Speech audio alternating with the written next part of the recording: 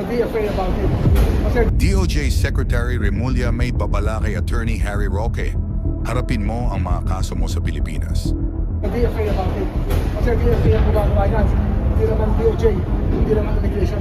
So, Bago tayo magpatuloy, kung hindi ka pa nakasubscribe sa ating channel, mag-subscribe na para sa ating future update.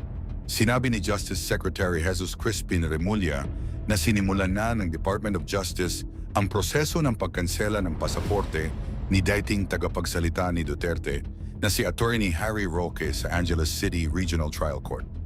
Nahaharap si Roque sa mga kasong qualified human trafficking at regular human trafficking sa Angeles City RTC kaugnay ng iligal na operasyon ng Philippine Offshore Gaming Operators o POGOs sa Porac, Pampanga. Ayon kay Remulla, kapag inaprubahan ng korte ang pagkansela ng pasaporte ni Roque, siya ay maituturing ng undocumented alien at sasailalim sa proseso ng deportation. Kasalukuyang humihingi ng asylum si Roque sa Netherlands dahil umano sa pag-uusig sa kanya sa Pilipinas. Undocumented alien na siya, depende yan sa grant of asylum na ibibigay sa kanya ng Netherlands. Pero duda ako dahil ang Netherlands ay isa sa mga bansang mahigpit na tumututol sa human trafficking, ani Remulla. Ibinunyag din ni Remulla na may natanggap siyang ulat na may 3 pasaporte si Roque. Gayunpaman, iginiit niyang dapat harapin ni Roque ang mga kasong may kinalaman sa Pogo dito sa Pilipinas.